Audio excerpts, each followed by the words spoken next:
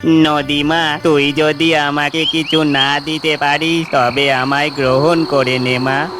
এই বলে রামু নদীতে ঝাঁপ দেয়। বেঁচে আছে নাকি দেখো তো। তুমি কে? কিভাবে এসেছো নদী থেকে? তুমি চেয়েছিলে মরে যেতে, কিন্তু ওপরওয়ালা তোমাকে বাঁচিয়ে রেখেছে। তুমি কে? আমার রাজপ্রাসাদে কেন এসেছো? কোন তুমি নিজেই বুঝতে পারবে। মহারাজ, আমি যাব। আমি রানীমাকে আর রাজকন্যাকে ফিরিয়ে আনতে চাই। রাত তো অনেক হলো রাতুল, আজকে আবার কি হলো? ঘুমাচ্ছিস না কেন? তুমি গল্প না বললে আমার ঘুমই আসে না। আমার সোনা ছেলে, চোখ বন্ধ কর বাবা, ঘুম ঠিক আসবে। না মা, ঘুম আসছে না। তুমি একটা গল্প বলো না। আবার গল্প? আগের রাতে তো রাজকুমারের গল্প বলেছিলাম। না মা, আজকে জেলে আর রাক্ষসীর গল্প বলো। আর একজন রাজাও থাকবে তাতে। তোকে নিয়ে আর পারি না, প্রতিদিন গল্প না বললে দেখছি তুই ঘুমাতেই চাস না। তোমার গল্প শুনতে আমার খুব ভালো লাগে, বলো না মা। ঠিক আছে, তবে শোন, আজকের গল্প রাজা আর জেলের জীবনী নিয়ে শোনাবো। নদীর ধারে ছোট্ট একটা কুঁড়ে ঘরে থাকে জেলে রামু, তার স্ত্রী কমলা আর দুই সন্তান পল্টু আর মিন্টু।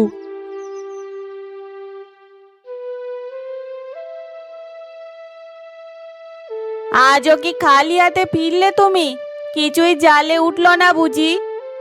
নদীতে যেন কিছুই নেই কমলা। আমি চেষ্টা করেছি, কিন্তু জালে একটাও মাছ আসে না। প্রতিদিনই তুমি একই কথা বলো। এদিকে ছেলে দুটোকে কাল থেকে খাবারও দিতে পারছি না। ঘরে কি কিছুই নেই কমলা? তুমি কবে শেষ বাজার করেছো তোমার মনে আছে? হ্যাঁ, ঠিকই বলেছ। টাকা না থাকলে বাজার করব কিভাবে? আমরা নয় না খেয়েই থাকলাম, কিন্তু ছেলে দুটোকে তো না খাইয়ে রাখতে পারবো না গো। ঘরে যা আছে তাই দিয়েই আজকের মতন কিছু একটা করো। আমি দেখছি কি করা যায়। ঘরে তো কিছুই নেই, চাল ডাল কোনো কিছুই নেই গো। আজকের মতো পাশের বাড়ি থেকে ধার করে নিয়ে আসো। আমি আনলে তারপর দিয়ে দিও। পরের বাড়ি থেকে আর কতদিন সব কিছু আনবো বলো দেখি, তারাও যে আর দিতে চায় না। আজকের মতো কিছু নিয়ে আসো, বলো চাল আনলেই আমি দিয়ে যাব। তারা আর চাল ধার দেবে না, আগের দিন এনেছি বলে দিয়েছে। আগেরগুলো না দিলে আর কিছুই দেবে না বলে দিয়েছে। সে কি বলছো গো? ঠিকই বলেছি, আমার হয়েছে যত জ্বালা। কি করবে বলো? অভাবের সংসারে তোমাকে যত জ্বালা সহ্য করতে হচ্ছে। সারা জীবনই মনে হয় এই কষ্ট করে যেতে হবে। এমন বলো না, তোমার চোখের দিকে আমি যে তাকাতে পারি না। আর কিছু বলতে হবে না, এখন যাও কিছু একটা ব্যবস্থা করো। রামু আর কমলা যখন কথা বলছিল তখন পল্টু আর মিন্টু আসে। মা, পেটটা কেমন করছে, ভাত কোথায়? আমরা কালকেও কিচ্ছু খাইনি মা। আমাদের খুব খিদে পেয়েছে মা। তোরা কান্না করিস না, তোর বাবা ঠিক কিছু একটা করবে। বাবা তো এখন ঠিকভাবে মাছও ধরতে পারে না। আর কিছুদিন কষ্ট কর বাবা, দেখবি সব ঠিক হয়ে গেছে। তুমি কিছু একটা করো, এভাবে তো আর চলবে না। দেখছি গো, আমি কি করতে পারি। বিকাল পেরিয়ে রাত হয়ে যায়, সবাই ঘুমিয়ে পড়ে, কিন্তু জেলে রামু সে ঘুমায় না। সবাই ঘুম হচ্ছে, আমি যাই জালটা নিয়ে নদীতে একবার দেখে আসি। রাতের গভীরে জেলে রামু চুপি চুপি সবাই যখন ঘুমোচ্ছে সেই ফাঁকে বের হয়ে পড়ে। নৌকার কাছে একেবারে চলে এসেছি। যাই, তাড়াতাড়ি কেউ দেখার আগে নৌকাটা চালাতে শুরু করি। নৌকা ছাড়ে, রাতের নদী নিস্তব্ধ। মাঝে মাঝে ভেসে আসে পানির ঢেউয়ের শব্দ। ঘন অন্ধকারে রামু একা। মাঝ নদীতে এসে জাল ফেলে রামু। মাঝ নদীতে তো চলে আসলাম, দেখি জাল ফেলে মাছ পাই কিনা। এইবার একটা মাছ পেলেও চলবে, একটা দুটো মাছ পেলে তা বেচে কাল একটু চাল ডাল কিনতে পারবো। তারপর রামু জাল ফেলে। কিছুক্ষণ অপেক্ষা করে টেনে তোলে সেই জালটা। দেখে সেই জাল ফাঁকা। আবার জাল ফেলে, আবার তোলে, কিন্তু সেই জালে কোনো মাছই ধরা পড়ে না। এভাবেই 3-4 বার জাল ফেলে টেনে তোলে, কিন্তু প্রতিবারই খালি। এতবার তো জাল ফেললাম, একটাও যে মাছ উঠলো না। কি করে যে চলবে সংসার? ছেলে দুটোর মুখে তো কিছুই দিতে পারলাম না। কমলাকে আমার মুখ আমি কি করে দেখাই কাল সকালে? হে বিধাতা! এরপর রামু চুপ করে বসে পড়ে সেই নৌকার মধ্যে। সে মাথা নিচু করে থাকে। নদীর পানি তার গা ছুঁয়ে যায়। আকাশে মেঘ যেন রামুর সঙ্গে তার দুঃখ ভাগ করে নেয়। আমি কি তাহলে এভাবেই হার মেনে নেব? না, না রামু, তুই ভেঙে পড়িস না। নিজেকে নিজের কাছে খুব ছোট মনে হচ্ছে। কিন্তু কিছু একটা যেন ভিতরে ভেঙে যায়। রামু হঠাৎ উঠে দাঁড়ায়, হাতের জালটা ফেলে দেয় নৌকায়। নদীর দিকে তাকিয়ে বলে, নদীমা, তুই যদি আমাকে কিছু না দিতে পারিস তবে আমায় গ্রহণ করে নে মা। এই বলে রামু নদীতে ঝাঁপ দেয়, কিন্তু সে ডোবে না, ভেসে ভেসে চলে যায় অনেক দূরে। সকালে রাজা আসেন নদীর ঘাটে। বড় বড় প্রহরীরা ঘাট পাহারা দিচ্ছে। আজকে সকালটা অনেক সুন্দর। নদীর ঘাটে সকালবেলা আসলেই মনটা ভালো হয়ে যায়। মহারাজ ঠিক বলেছেন।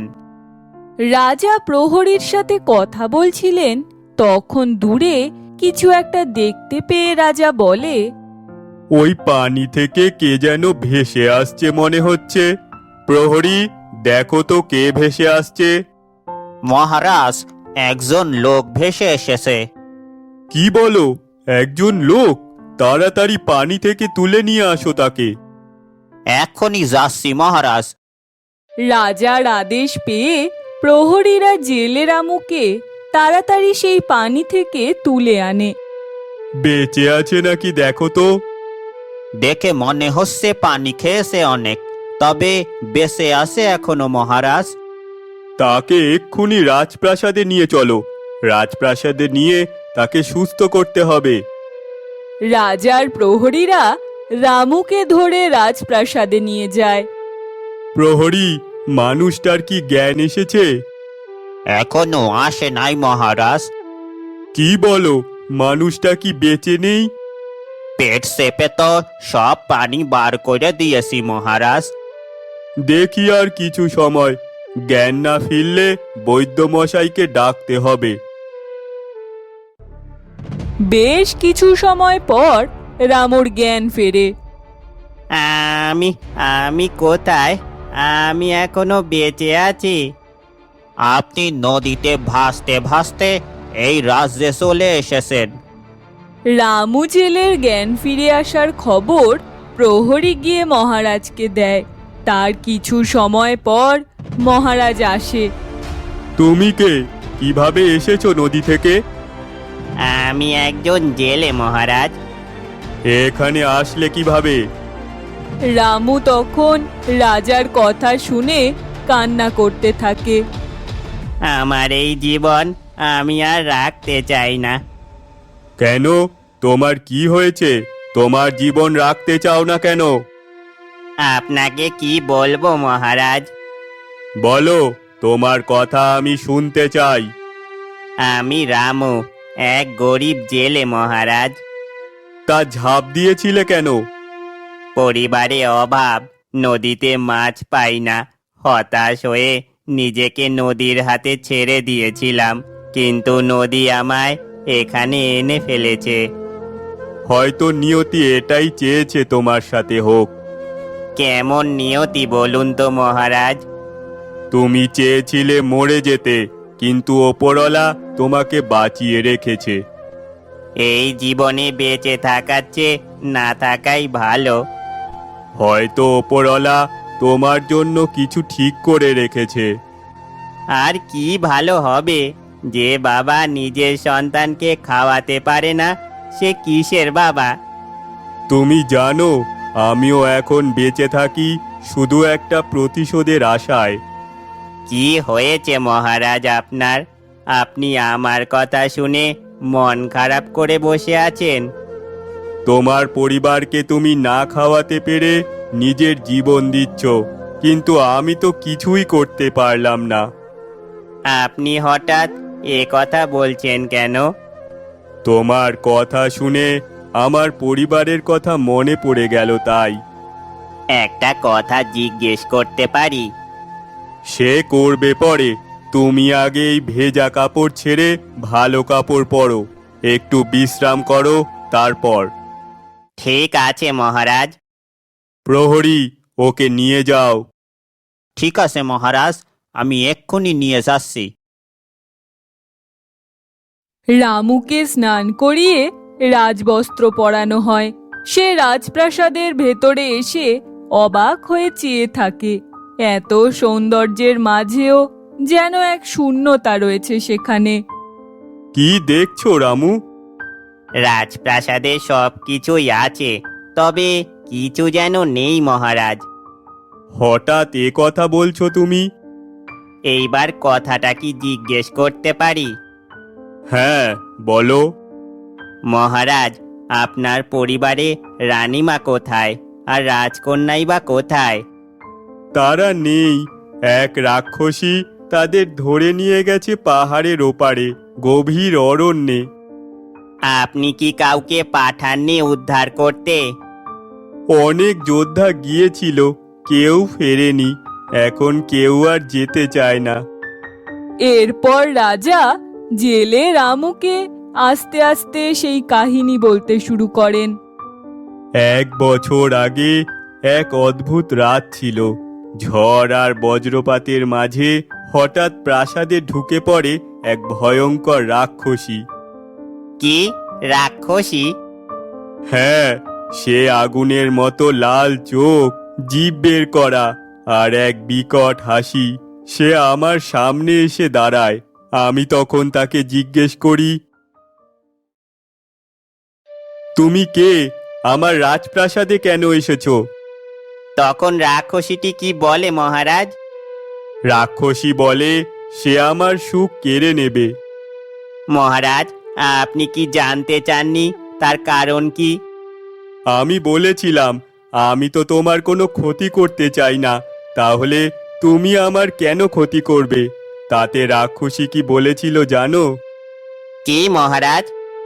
ক্ষতি না করলে কি এমনি এখানে এসেছি? আমরা কি করেছি বলো? বলবো, যখন তোমার পরিবারকে তোমার থেকে আলাদা করব, তখন তুমি নিজেই বুঝতে পারবে। আমার পরিবারের কোনো ক্ষতি করো না, দয়া করে শোনো আমার কথা। আজ আমি সব কিছু শেষ করে দেব। প্রহরীরা, কে কোথায় আছো? এই রাক্ষসীটাকে তাড়াতাড়ি বন্দি করো। আমাকে বন্দি করবে? প্রহরী, তাড়াতাড়ি এসো, আঘাত করো একে। মহারাজ, আমরা কেউই পেরে উঠছি না এই রাক্ষসীর সাথে। আজকে সবাইকে মেরে রানী আর রাজকন্যাকে নিয়ে যাব। রানী আর রাজকন্যাকে নিয়ে যেতে হলে আগে আমার সাথে যুদ্ধ করতে হবে। যুদ্ধ তোমার সাথে? তুমি পারবে আমার সাথে যুদ্ধ করতে? হ্যাঁ, পারবো, করেই দেখো আগে। কিন্তু হঠাৎ চারিদিকে অন্ধকার হয়ে যায়, আর তখনই রানী আর রাজকন্যাকে নিয়ে সেই রাক্ষসী পালিয়ে যায়। রানী আর রাজকন্যাকে নিয়ে রাক্ষসীটা চলে গেল যে মহারাজ। আমার যে সব কিছু শেষ হয়ে গেল প্রহরী। তা মহারাজ, আপনি কিছু করতে পারেননি? রাক্ষসীর সাথে পেরে উঠিনি। আপনার কথা শুনে খুব খারাপ লাগছে। সৈন্যরা আহত হয়, রাক্ষসী একাই 20 জন সৈন্যকে ফেলে দিয়ে উধাও হয়ে যায়। তখন থেকেই আমি দিন রাত খুঁজছি আমার পরিবারকে। আপনি কোথায় কোথায় খুঁজেছেন মহারাজ? জঙ্গলে, পাহাড়ে, নদীতে, ওঝা, তান্ত্রিক, সাধু কাউকেই বাদ রাখিনি। সবারই পরামর্শ নিয়েছি। রানীমা ও রাজকন্যাকে ওই রাক্ষসীর হাত থেকে রক্ষা করতে পারেননি আপনি? না, না রামু, পারিনি। কোনো উপায় কি নেই রানীমা আর রাজকন্যাকে বাঁচানোর? সে একটা উপায় আছে। তাহলে সে উপায় কাজে লাগিয়ে রানীমাকে আর রাজকন্যাকে বাঁচান। সে উপায়টা অনেক কঠিন। কি কঠিন উপায়, শুনতে পারি কি আমি? হ্যাঁ, অবশ্যই। সাধু, তান্ত্রিক সবাই বলেছে রাক্ষসীর ভেতরে প্রবেশ করতে হলে চাই পবিত্র আত্মা, একজন নিষ্পাপ মানুষের। এমন মানুষ কাউকে খুঁজে পাননি মহারাজ? চারিদিকে অনেক লোক লাগিয়েছি, কিন্তু কাউকেই পাইনি।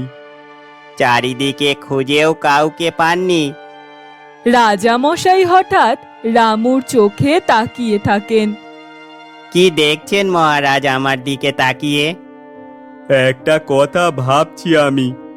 কি কথা মহারাজ? তুমি যাবে আমার পরিবারকে বাঁচাতে? আমি? কিন্তু মহারাজ, কোনো কিন্তু নয়। আপনি যেমন লোক খুঁজছেন সেই লোক কি আমি? তুমি নদীতে ঝাঁপ দিয়েও মরনি। মনে হয় তোমার ভেতরে একটা আলাদা শক্তি আছে। আমি তো কিছুই না মহারাজ, শুধু একজন হতভাগা জেলে। নিজেকে এমন ভাবছো কেন? কি ভাববো বলুন? নিজের সংসার যে চালাতে পারে না, সে কিভাবে আপনার পরিবারকে রক্ষা করবে? আমার মনে হচ্ছে পারলে তুমিই পারবে। আপনার এমন মনে হওয়ার কারণ কি মহারাজ? জানি না, তবে আমার মন বলছে। আমার মন বলছে আমি পারবো না। আমি তো একজন হতভাগা জেলে। হয়তো সেই কারণেই তোমার পবিত্রতা এখনো অক্ষত। তুমি কি আমার জন্য এই ভয়ঙ্কর পথে যেতে পারবে? রামু কিছুক্ষণ চুপ করে ভাবে। তারপর সে রাজামশাইকে বলে, মহারাজ, আমি যাব। আমি রানীমাকে আর রাজকন্যাকে ফিরিয়ে আনতে চাই। আমি জানি তুমি রাজি হবেই, কিন্তু তোমার কিছু হলে? ওপরওয়ালা তো আছেনই, তিনিই দেখবেন। তোমার মঙ্গল হোক রামু। সাহসটাই বড় জিনিস, আমি অন্তত চেষ্টা করব। তোমার সাহস আছে, তুমি লড়াই করতে পারবে। আপনার কথা শুনে আমার মধ্যে সাহস জেগেছে মহারাজ। এটাই তো দরকার। আপনি আমার নতুন জীবন দিয়েছেন, আপনার জন্য তো আমি এটুকু করতেই পারি। এমন করে বলো না, জীবন দেওয়া নেওয়া সবকিছুই ওপরওয়ালার হাতে। এখন শুধু একটাই চিন্তা, আবার কি হলো? নিজে মরে যাব বলে নদীতে ঝাঁপ দিয়েছিলাম। আমার পরিবার কেমন আছে কে জানে। তুমি নিশ্চিন্তে থাকো, তোমার পরিবারের দায়িত্ব আমার। আপনি নেবেন আমার পরিবারের দায়িত্ব? তুমি আমার পরিবারের জন্য নিজের প্রাণ বাজি রেখে যাচ্ছ, তোমার এইটুকু অনুরোধ আমি রাখতে পারবো না? আপনাকে বলার কিছুই নেই, অনেক ধন্যবাদ আপনাকে। কিছুই বলতে হবে না, তুমি নিশ্চিন্তে থাকতে পারো। তাহলে নিশ্চিন্তে যেতে পারবো।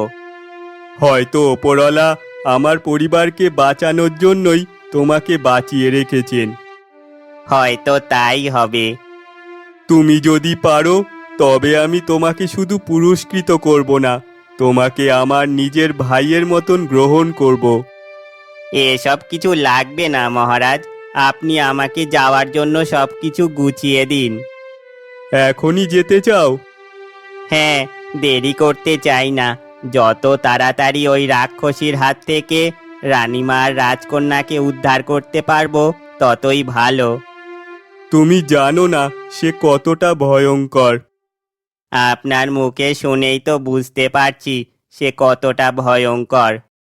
তোমার মতন সাহস যার, সে কখনো জেলে হতে পারে না। সে একজন সত্যিকারের বীর। সারা জীবন ভাঙা নৌকা আর একটা পুরাতন জাল নিয়ে কেটেছে।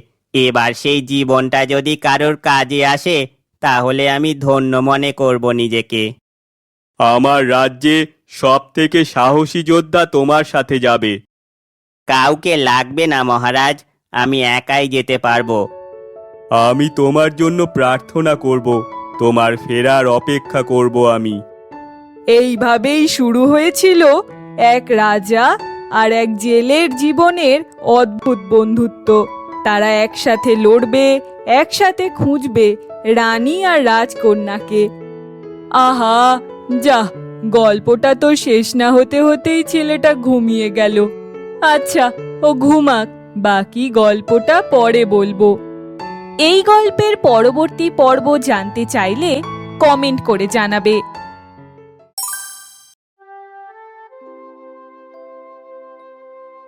কাল রাতে গল্প শুনতে শুনতে ঘুমিয়ে পড়েছিলাম। তাই তো, আমি গল্প বলছি আর তুই এদিকে ঘুমিয়ে পড়েছিস। কাল সব গল্প বলে ফেলেছো নাকি? আরে না, গল্প তো এখনো বাকি আছে। তাহলে আজকেও রাতে ঘুমানোর সময় বাকি গল্প বলবে? হ্যাঁ, বলবো খন, এখন খেয়ে নে দেখি। ঠিক আছে। বাবা আর বোনকে দেখতে পাচ্ছি না তো। কাল তোকে বললাম না, ওরা ঘুরতে গেছে। তোর পরীক্ষা ছিল বলে তোকে নেয়নি। ও, কবে আসবে ওরা? আজকে আসার কথা, এখনো তো আসার নাম নেই। রাতুল আর তার মা যখন কথা বলছে তখন তার বাবা আর বোন ঘরে আসে। মা দেখো, আমরা চলে এসেছি। তোদের কথাই বলছিলাম। মার কাছে শুনলাম তোমরা ঘুরতে গিয়েছিলে। হ্যাঁ রে খোকা, তোর পরীক্ষা শেষ হলে আমরা সবাই মিলে আবার ঘুরতে যাব। এতটা দূর থেকে এসেছো, এখন একটু বসো, তারপর গল্প করবে খন। বসার সময় নেই গো। এখনই যাবে? তবে কিছু একটা খেয়ে যাও। না না, বাইরে খেয়ে নেবো খনে। তোমরা সাবধানে থেকো, আমি আসি। এ কথা বলে রাতুলের বাবা চলে যায়। মিনা, যা, বাইরে থেকে আসলি জামা কাপড় ছেড়ে বিশ্রাম কর। আচ্ছা মা। মিনা চলে যায়। রাতের বেলা মা, তুমি এসেছো? তোমার জন্যই অপেক্ষা করছি। জানি তো, আজকে গল্পের বাকি অংশটা বলবো। হ্যাঁ মা, বলো, শুরু করো তাহলে। আমাকেও বলো, আমিও গল্প শুনতে চাই। ঠিক আছে, তোরা দুজনে শোন তাহলে। তারপর কি হলো মা? জেলে ভাসতে ভাসতে কোথায় গেল? তোরাই তো কথা বলছিস, আমাকে গল্পটা বলতে দে। জেলে ভাসতে ভাসতে রাজার ঘাটে পৌঁছায়। তারপর রাজা ও জেলের মধ্যে বন্ধুত্ব হয়। মা, জেলে যদি হারিয়ে যায় তখন তাহলে তার পরিবার তাকে খোঁজেনি? সব জায়গায় খুঁজে কোথাও পায় না। জেলেকে না পেয়ে কমলা আর তার বাচ্চার খুব কষ্ট হয়েছিল। তারা কি খুঁজতে যাবে তার বাবাকে? হ্যাঁ, শোন এবার তাহলে গল্পটা, সেই কাহিনীই বলছি। সারা রাত মানুষটার জন্য অপেক্ষা করলাম, এখনো বাড়ি ফিরলো না। কোথায় যে গেল মানুষটা? আমি তো নদীর পাড়ে দেখে আসলাম, বাবা কোথাও নেই। মা, বাবা কোথায়? বাবার জন্য আমার খুব কষ্ট হচ্ছে। বাবা কি নদীতে ডুবে গেল মা? এমন কথা বলিস না রে খোকা, তোর বাবার কিচ্ছুটি হবে না। মা, আমার খুব খিদে পেয়েছে, কিন্তু বাবাকে না পাওয়া পর্যন্ত কিচ্ছু খাবো না। আমি বের হচ্ছি, খুঁজে আনবো তোমাদের বাবাকে। তুমি একা কেন যাবে মা? আমরাও তোমার সাথে যাব বাবাকে খুঁজতে। হ্যাঁ মা, আমরাও যাব, তোমাকে একা ছাড়বো না। না, তোরা দুজন বাড়িতে থাক, আমি একাই যাব তোদের বাবাকে খুঁজতে। আমরা একা একা থাকতে পারবো না, আমাদের ভয় করবে। পল্টু আর মিন্টুর কথা শুনে কমলার চোখে জল চলে আসে। চল তবে একসাথেই তোর বাবাকে খুঁজতে বের হই।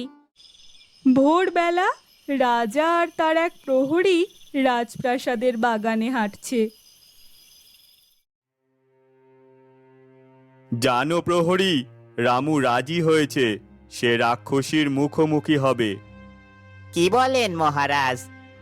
ঠিকই শুনেছ তুমি। মহারাজ, তাকে দেখে সাহসী মনে হয়, কিন্তু কিন্তু কি? তার পরিবার তাকে খুঁজছে, হয়তো না পেয়ে খুব কষ্টে আছে ওরা। ঠিক বলেছ, আমাকে সে তার পরিবারের কথা বলেছিল। রামু যদি রাক্ষসীর কাছে যায়, তাহলে তার পরিবারকে কে দেখবে? ঠিক তাই, তাদের দেখাশোনা আমাকেই করতে হবে। তবে কি তাদের রাজপ্রাসাদে আনা হবে? হ্যাঁ, প্রহরী পাঠাও, জেলের পরিবারকে নিয়ে আসো রাজপ্রাসাদে। ঠিক আছে মহারাজ, এক্ষুনি পাঠাচ্ছি তাদের রাজপ্রাসাদে আনার জন্য। ওদেরকে বলবে রামু রাজপ্রাসাদেই আছে, তাদেরকে নিতে মহারাজ পাঠিয়েছে। অবশ্যই মহারাজ, সব জানাবো ওদের। রাতুল তার মাকে বলে, প্রহরীরা কিভাবে জেলের পরিবারকে চিনতে পারে মা? গল্পটা শোন, তাহলে তো বুঝতে পারবি। তাহলে তুমি গল্প শুরু করো আবার। কমলা, পল্টু আর মিন্টু বাড়ি থেকে বের হয়ে পড়ে। নদীর পাড়ে তো কোথাও কোনো নৌকার চিহ্ন নেই। নদীর ধারে এসেও আমরা বাবার দেখা পাচ্ছি না মা। মা, আমি ভয় পাচ্ছি, বাবা বেঁচে আছে তো? অবশ্যই আছে, তোদের বাবা মরতে পারে না। তবে কোথায় গেল বাবা? কেন ফিরছে না এখনো? জানি না, তবে খুঁজতে হবে, খুঁজলে ঠিক পাবো তোদের বাবাকে। দেখো, আকাশে সূর্য উঠেছে, আমরা তাড়াতাড়ি পা চালিয়ে হাঁটি। হাঁটতে থাক, তোদের বাবা হয়তো সামনে নিশ্চয়ই কোথাও আছে। দেখো, নদীর ধার দিয়ে কারা যেন হাঁটছে। হ্যাঁ, তিনজন একসাথে কাঁদতে কাঁদতে কোথায় যেন যাচ্ছে মনে হচ্ছে। চলো, কাছে গিয়া কথা বলি, জেলের পরিবারের কথা কিছু বলতে পারে নাকি দেখি। ঠিক আছে, সাবধানে কথা বলতে হবে। প্রহরীরা তাদের কাছে যায়।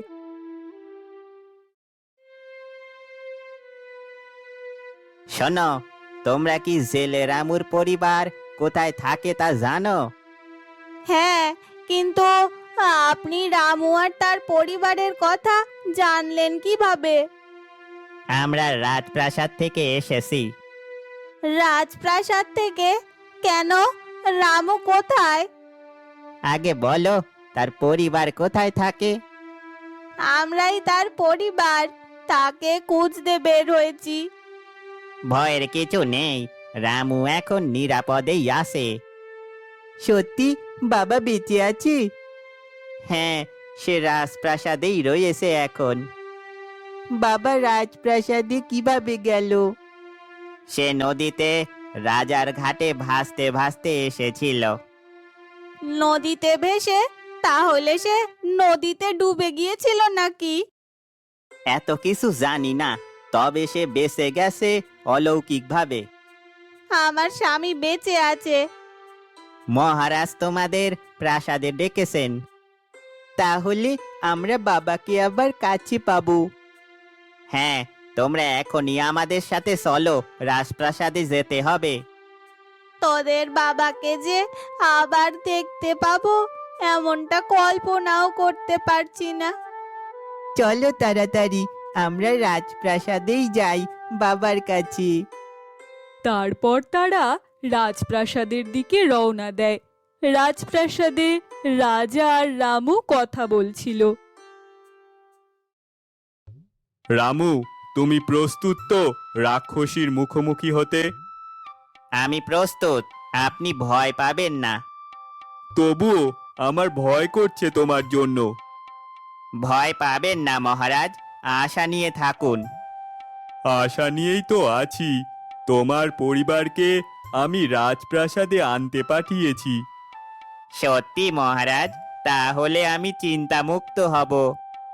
হ্যাঁ, তোমার পরিবার আমার দায়িত্বে থাকবে। ধন্যবাদ মহারাজ, আপনার প্রতি আমার কৃতজ্ঞতা আমি ভাষায় বোঝাতে পারবো না মহারাজ। তুমি আমার পরিবারের জন্য জীবন দিচ্ছ, এ তো সামান্য কিছু। আমি চেষ্টা করব মহারাজ, সফল হব আশা করি। তোমার সাহসের ওপর বিশ্বাস আছে আমার। এরপর প্রহরীরা জেলের পরিবারকে নিয়ে প্রাসাদে আসে। মা, ওই দেখো রাজপ্রাসাদ কত বড়। হ্যাঁ মা, এমন জায়গা আগে কখনো দেখিনি। তোদের বাবা এখানে আছে? এসো তোমরা আমার সাথে, ভিতরে নিয়ে যাচ্ছি তোমাদের। বাবা কোথায়? এখনই বাবার কাছে যাব। কিছুক্ষণ পরেই দেখা হবে তোমাদের বাবার সাথে, চিন্তা করো না। বাবা কোথায়? আমি আগে বাবার কাছে দৌড়ে যাব। থামো, আসতে যাও, তোমার বাবাকে ঠিক দেখতে পাবে। ওদের নিয়ে চিন্তা করবেন না, ওরা বাবাকে দেখার জন্য অস্থির হয়ে পড়েছে। তারপর প্রহরীরা তাদেরকে রাজা আর রামুর কাছে নিয়ে যায়। কমলা, পল্টু, মিন্টু, তোমরা এখানে? তোমাকে যে আবার দেখতে পাবো এমনটা ভাবিনি আমরা। বাবা, তুমি কোথায় ছিলে? আমি ভেবেছিলাম তুমি আর ফিরবে না হয়তো আমাদের কাছে। হ্যাঁ গো, তুমি আমাদের না বলে কোথায় চলে গেছিলে? তোমার যদি কিছু একটা হতো। ওপরওয়ালা কিছু হতে দেয়নি, তোমাদের জন্যই হয়তো বাঁচিয়ে রেখেছে। দেখো রামু, তোমার পরিবার এখন থেকে এখানে থাকবে। তুমি নিশ্চিন্তে যেতে পারো। এখানে থাকবো কেন? আমরা আমাদের বাড়িতে ফিরে যাব। যাব, তবে কিছু কাজ শেষ করে। মহারাজ, বাবা এখন কোথায় যাবে? সে এক ভয়ঙ্কর যাত্রায় যাবে। আমরা যাব না বাবার সাথে? না, তোমরা এখানেই থাকবে যতদিন না আমি ফিরে আসি। কিন্তু আগে তো বলবে তুমি যাচ্ছ কোথায়। তারপর রামু কমলাকে সব কথা খুলে বলে। আমার যে ভীষণ ভয় করছে, যদি কিছু হয় তোমার। এত কিছুর পর তোমায় ফিরে পেলাম। ভয় করো না, আমি আবার ফিরে আসব। রামুকে ফিরে আসতেই হবে তোমাদের জন্য। হ্যাঁ গো, তোমার সাথে কি কেউ যাবে না? না, আমি একাই যাব। চিন্তা করো না, রামুর কিচ্ছু হবে না। আপনার কথাই যেন ঠিক হয় মহারাজ। তোমরা সবাই এখন বিশ্রাম করো, কাল সকালে রামু রওনা দেবে। মা, এতক্ষণে গল্প কি শেষ হয়ে গেল নাকি? আরে না, গল্প তো এখনই শুরু হচ্ছে আসল জায়গায়। আমিও জেগে আছি, আমাকেও শোনাতে হবে, বাদ দিও না কিন্তু। ঠিক আছে, তোরা দুজন মন দিয়ে শোন তবে। এখন রামুর যাত্রা শুরু। মা, রামু একাই যাবে? কেউ সাথে থাকবে না? হ্যাঁ, সে একাই যাচ্ছে, কিন্তু তার সাহসী হলো তার শক্তি। রাজা, কেন রামুকে একা পাঠাচ্ছে মা? কারণ সবাই ভয় পায় রাক্ষসীর নাম শুনলে। মা, যদি সত্যি রামুর কিছু হয়ে যায়? না রে, তার মনে সাহস আছে, ভরসা আছে। তাহলে শুরু করো মা, তারপর কি হলো বলো। শোন, ভোরের আলো ফোটার আগেই রামু যাত্রার প্রস্তুতি নিল। প্রাসাদে সবাই রামুকে বিদায় জানানোর জন্য প্রস্তুত। রামু, সময় হয়ে গেছে, তুমি এখনই রওনা দাও। মহারাজ, আমি প্রস্তুত, শুধু পরিবারের মুখটাই মনে পড়ছে। হ্যাঁ গো, তুমি ফিরবে তো? আমাদের ছেড়ে যেও না তুমি। ভয় করো না কমলা, আমি প্রতিজ্ঞা করছি ফিরে ঠিক আসবই। বাবা, তুমি একা যাবে কেন? আমিও যেতে চাই। হ্যাঁ বাবা, আমি তোমাকে ছেড়ে থাকতে পারবো না। না, তোরা এখানেই থাক, মাকে সামলাতে হবে তোদের। তোমার পরিবার আমার তত্ত্বাবধানে থাকবে, নিশ্চিন্তে থাকো রামু। ধন্যবাদ মহারাজ, এখন আমি শান্তিতে যাত্রা করতে পারবো। যাও তবে, তোমার মঙ্গল করুক। রামু প্রাসাদ ছেড়ে পথে বের হয়ে গেল। এ পথ অজানা, কিন্তু ভয় পেলে চলবে না। হাঁটতে হাঁটতে রামু গ্রাম পার হয়ে গভীর জঙ্গলে ঢোকে। ওই যে দেখছো, জেলের মতন এক লোক একা যাচ্ছে গভীর জঙ্গলে। হ্যাঁ শুনেছি, রাজা নাকি ওকে রাক্ষসীর কাছে পাঠাচ্ছে। ও কি বাঁচবে? আগে যারা গিয়েছে কেউ ফেরেনি শুনেছি। বিমল আর রতনের কথা শুনে রামু থামে।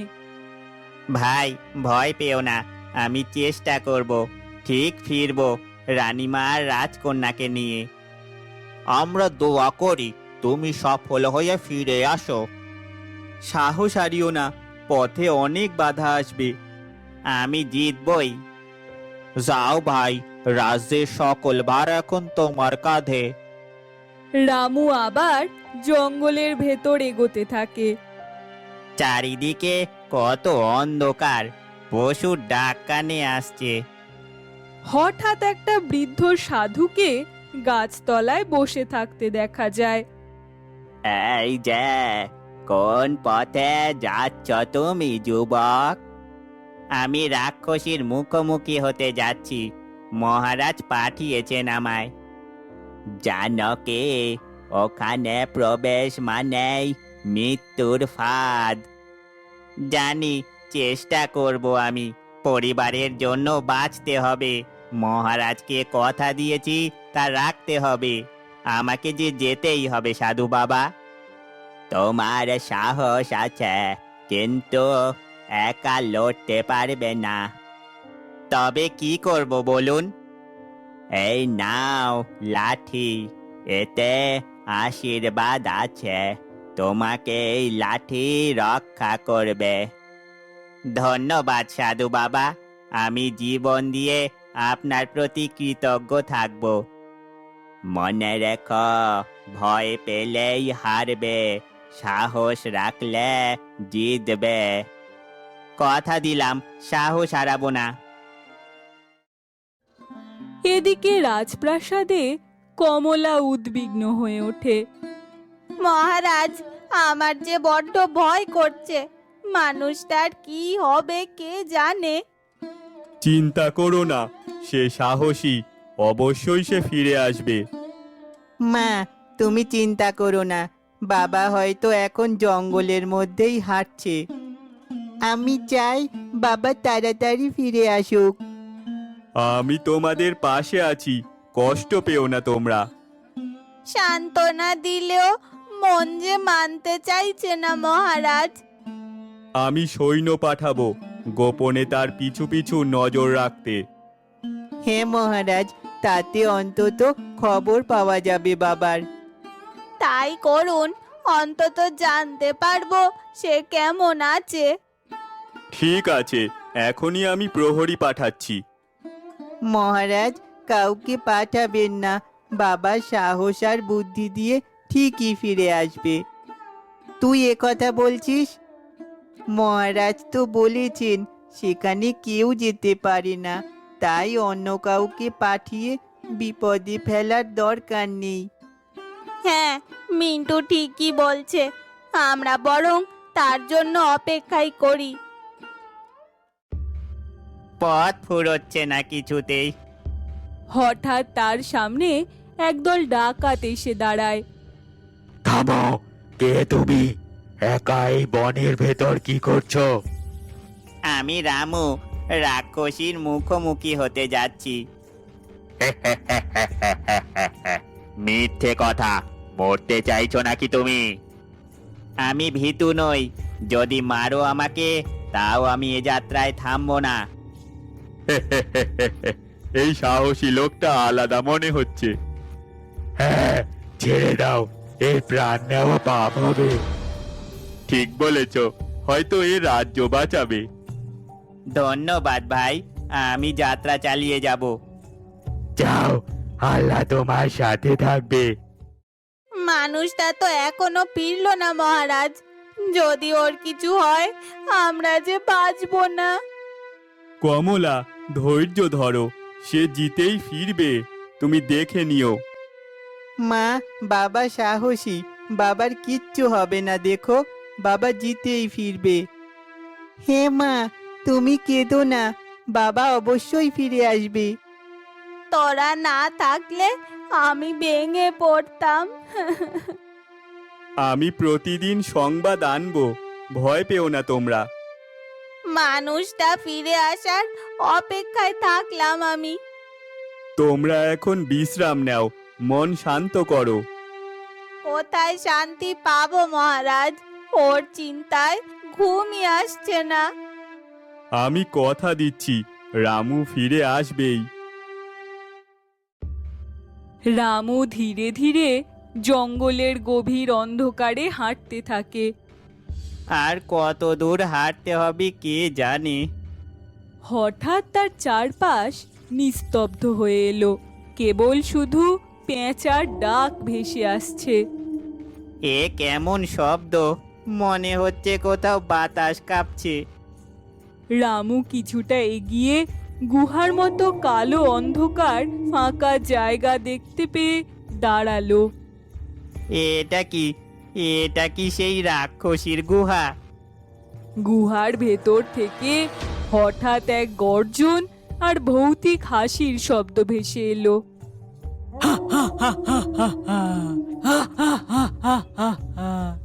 যে আসবে সে আর ফিরবে না। হ্যাঁ, ভয় দেখিয়ে পার পাবি না আর রাক্ষসী। সে গুহার সামনে দাঁড়িয়ে সাহস সঞ্চয় করলো, হাতে ভাঙা লাঠি শক্ত করে ধরলো। আজ থেকেই তোর অত্যাচার শেষ হবে। তুই যত বড়ই রাক্ষসী হোস, ভেতরে অপেক্ষা কর। ধীরে ধীরে অন্ধকার গুহার ভেতর ঢোকে রামু। রাতুল আর মিনা গল্প শুনছে। হঠাৎ তার মা গল্প থামিয়ে দেয়। মা, আর গল্প বলছো না কেন? তারপর কি হলো? রামু কি গুহায় ঢুকলো? আমি ভয় পাচ্ছি মা, রামু বাঁচবে তো? অনেক রাত হয়ে গেছে, এখন ঘুমাতে হবে। বাকি গল্প পরে বলবো। আজকেই বলো না মা। ঘড়ির দিকে তাকিয়েছিস? কত বাজে? কাল স্কুল আছে না? ঠিক আছে মা, তুমি আমাদের মাথায় হাত বুলিয়ে দাও, আমরা ঘুমিয়ে পড়ি। তাহলে কালকে আবার গল্পটা বলবে। ঠিক আছে, এখন চোখ বন্ধ করো আর ঘুমিয়ে পড়ো। স্বপ্নে দেখবি রামুর জয় হয়েছে। এই গল্পের পরবর্তী পর্ব জানতে চাইলে কমেন্ট করে জানাবে। জানো প্রহরী, রামু রাজি হয়েছে, সে রাক্ষসীর মুখোমুখি হবে। শোনো, তোমরা কি জেলে রামুর পরিবার কোথায় থাকে তা জানো? রামু, সময় হয়ে গেছে, তুমি এখনই রওনা দাও। মহারাজ, আমি প্রস্তুত, শুধু পরিবারের মুখটাই মনে পড়ছে। তোমার সাহস আছে, কিন্তু একা লড়তে পারবে না। তবে কি করব বলুন? এই নাও লাঠি, এতে আশীর্বাদ আছে। যে এই রাক্ষসীকে পরাস্ত করে আমাদেরকে উদ্ধার করে নিয়ে যেতে পারে। তোর বড্ড সাহস রে তুচ্ছ মানুষ। এই কাজটা করা তো আমার কাছে একদম সহজ। সর্বনাশ, তার মানে ওরা আমাকে রাক্ষসের রূপ দিয়ে তারপর তোর নাকি খুব শক্তি, বুদ্ধি আর সাহস। এ তো দেখছি তুই একটা পঙ্গু মানুষ। আমার কাজ শেষ, তোর ভিতরে আমি রাক্ষসের সত্তা ঢুকিয়ে দিয়েছি। যাই, তাড়াতাড়ি খবরটা মহারাজকে দিয়ে আসি। মা, দুপুর বেলা তো সব গল্প শোনা হলো না। হ্যাঁ রে বাবা, গল্পের এখনো অনেক বাকি আছে, এত তাড়াতাড়ি বলে শেষ করতে পারবো না। তাহলে আমাদেরকে এখন গল্প শোনাও না মা, আমরা গল্প শুনতে শুনতে ঘুমিয়ে যাব। হ্যাঁ মা, তুমি গল্প বলতে শুরু করো, আমার যে তর সইছে না। আচ্ছা বাবা, আচ্ছা, আমি বলতে শুরু করছি। আমার মন বলছে নিশ্চয়ই রাক্ষসীটাই গুহার ভিতর লুকিয়ে আছে। আমাকে সাবধানে সাহস নিয়ে এগিয়ে যেতে হবে। এই বলে রামু তার হাতের লাঠিটাকে শক্ত করে ধরে গুহার ভিতরে ঢুকে পড়ে, আর ভিতরে যেতেই দেখতে পায় সেখানে একটা ছোট্ট সরোবর। ভিতরে তো কোথাও রানী বা রাজকুমারী কাউকেই দেখতে পাচ্ছি না, শুধু এই ছোট্ট সরোবরের জল টলমল করছে। আরে ওখানে ওটা কি? দেখে তো মনে হচ্ছে এরাই রানী ও রাজকুমারী। তার মানে ওই দুষ্টু রাক্ষসীটা এখানে ওদেরকে বেঁধে বন্দি করে রেখেছে। সর্বনাশ, গোটা গুহা তো কাঁপছে। তার মানে নিশ্চয়ই রাক্ষসীটা টের পেয়ে গেছে যে আমি গুহায় ঢুকে পড়েছি। আমাকে এক্ষুনি একটা পাথরের আড়ালে লুকিয়ে পড়তে হবে। এই বলে রামু তাড়াতাড়ি একটা বড় পাথরের আড়ালে লুকিয়ে পড়ে, আর ঠিক তখনই সে দেখতে পায় সরোবরের জলে ঢেউ তুলে একটা মস্ত বড় রাক্ষসী উঠে আসে। তার মানে এই সরোবরের জলেই ওই রাক্ষসীর বসবাস। আমাকে দেখতে হবে ও এখন কি করে। আজ 100 দিন হয়ে গেল তোদেরকে আমি বন্দি করে রেখেছি। আমার কার্যসিদ্ধি হওয়ার জন্য তোদেরকে আরো 100 দিন বন্দি করে রাখতে হবে। দুষ্টু রাক্ষসী, তুই আমাদেরকে বন্দি করে রাখতে পারবি না। দেখিস, ঠিক একদিন আমাদেরকে বাঁচাতে কেউ না কেউ আসবেই। ভুল বললি রে রানী, ভুল বললি। আমি জাদু মায়া দিয়ে এই গুহাটাকে পাল্টে দিয়েছি। আমি না থাকলেও এই গুহা থেকে আমার কণ্ঠ বের হবে, আর আমার ভয়ঙ্কর কণ্ঠ শুনে কেউ এই গুহায় ঢোকার সাহস করবে না। তার মানে গুহায় ঢোকার আগে আমি যে কণ্ঠটা শুনতে পেয়েছিলাম সেটা আসল রাক্ষসী না, বরং ওর মায়াবিদ্যা। আমার বাবার শক্তি সামর্থ্যের কাছে তুই তুচ্ছ হে দুষ্ট রাক্ষসী।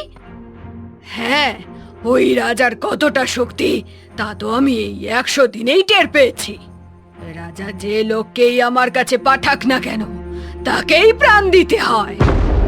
হে সৃষ্টিকর্তা, তুমি আমাদের উপর দয়া করো, আমাদের কাছে এমন একজনকে পাঠাও যে এই রাক্ষসীকে পরাস্ত করে আমাদেরকে উদ্ধার করে নিয়ে যেতে পারে। মা, সত্যি সত্যি কি এরপর সৃষ্টিকর্তা রাক্ষসীকে মারার জন্য কাউকে পাঠাবেন? না রে রাতুল, ওদের যে এখনো অনেক কষ্ট পাওয়া বাকি। এখান থেকে মুক্তি পেতে ওদের আরো অনেক দিন ভুগতে হবে। মা, তাহলে ওই রামু গিয়ে কি করলো? ও কি রাক্ষসীর হাত থেকে রাজকন্যার রানীকে উদ্ধার করতে পারলো না? আহা, এত তাড়াহুড়ো করলে হয় নাকি? আমি এখন এই কথাই বলতে যাচ্ছি, শোনো তোমরা। হঠাৎ এই সময় পাথরের আড়ালে দাঁড়িয়ে থাকতে থাকতে রাক্ষসীর প্রতি রামুর ভীষণ রাগ হয়। সে আর নিজেকে সামলাতে পারল না। হাতের লাঠিটাকে শক্ত করে ধরে রাক্ষসীর দিকে তেড়ে গেল। তবে রে দুষ্টু রাক্ষসী, তোকে এবার আমি মারবো, এই মর। এই বলে রামু তার হাতে থাকা লাঠি দিয়ে রাক্ষসীর গায়ে আঘাত করে, কিন্তু সেই আঘাত রাক্ষসীর গায়ে স্পর্শ অবধি করে না। তোর বড্ড সাহস রে তুচ্ছ মানুষ! তুই আমার মায়াবিদ্যাকে ভয় না পেয়ে এই গুহায় ঢুকে পড়েছিস?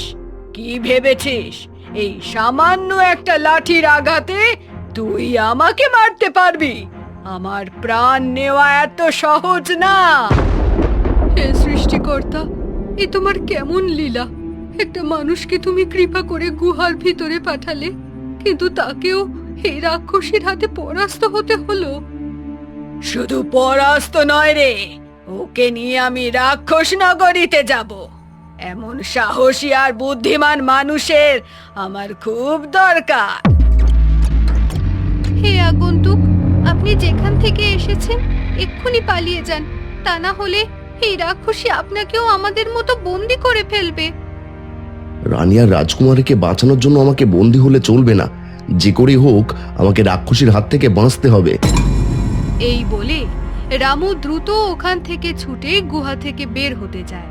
ঠিক তখনই রাক্ষসী তার লম্বা হাত বাড়িয়ে রামুকে ধরে তুলে আনে।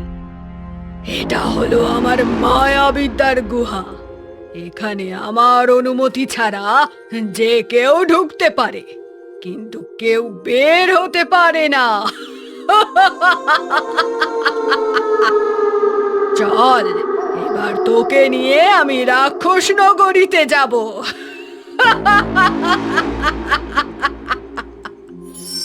এই বলে ওই রাক্ষসী রামুকে তুলে নিয়ে ওই ছোট্ট সরোবরে ডুব দেয়।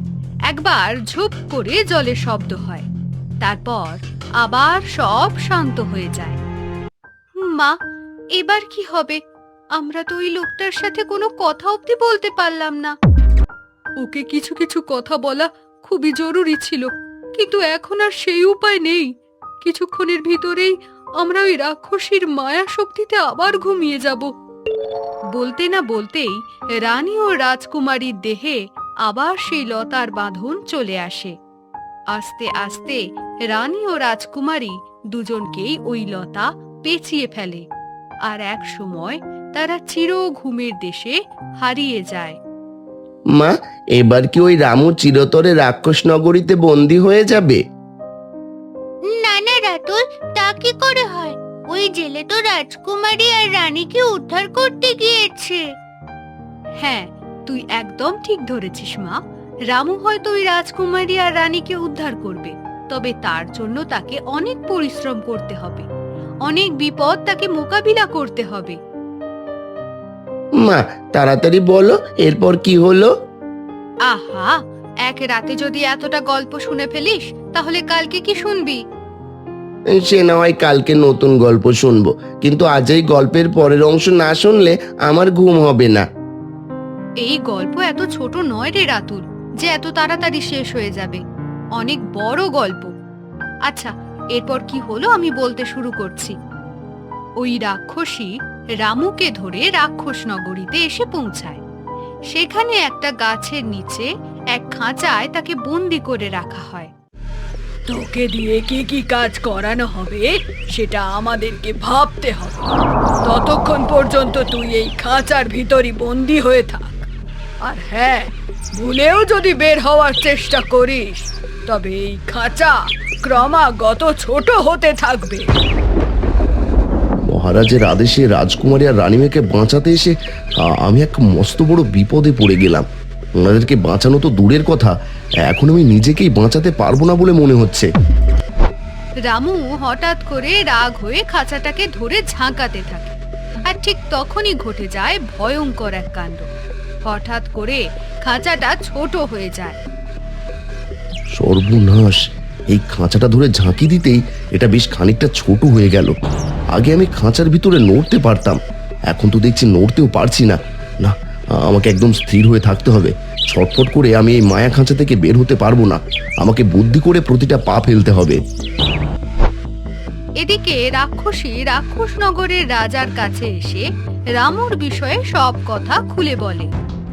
এটা ঠিক যে ওই লোকটা যখন গুহার ভেতরে সাহস করে ঢুকতে পেরেছে, তার মানে ও অন্যরকম মানুষ। হ্যাঁ মহারাজ, আর এই কারণেই আমি ওকে নিয়ে রাক্ষস নগরীতে এসেছি। এবার তুমি কি করতে চাও? ওই লোকটাকে নিয়ে আসার কারণ কি? মহারাজ, আমার মনে হচ্ছে ও খুবই বুদ্ধিমান আর সাহসী, তাই ওকে আমাদের রাক্ষস নগরীর কোনো গুরুত্বপূর্ণ কাজ করতে দেওয়া হোক। সেটা আমরা দিতেই পারি, তবে বুঝতেই তো পারছো বাইরের একটা মানুষকে এমন কোনো গুরুত্বপূর্ণ পদে বসানোটা কতটা ঝুঁকিপূর্ণ। ও যদি কোনো মতে বাইরে বের হয়ে যেতে পারে তাহলে আমাদের এই রাক্ষস নগরীর কথা ফাঁস করে দেবে। মহারাজ, আপনি একদম দুশ্চিন্তা করবেন না। আপনি তো জানেন আমাদের গুহার মতো এই রাক্ষস নগরীটাও মায়া জালে আচ্ছন্ন। তুচ্ছ মানুষের সাধ্য নেই যে এই মায়াজাল ছিন্ন করে বের হয়ে যাবে। তবু আমাদেরকে সাবধান হয়ে নিয়ে থাকতে হবে। সবার আগে ওই মানুষটার ওপর মায়াবিদ্যা প্রয়োগ করে ওকে রাক্ষস সত্তা তৈরি করো। ওর চিন্তা ভাবনা, মন মর্জি সবকিছু যেন এই রাক্ষস নগরীর জন্য হয়। আচ্ছা ঠিক আছে মহারাজ, আমি এক্ষুনি সব ব্যবস্থা করছি।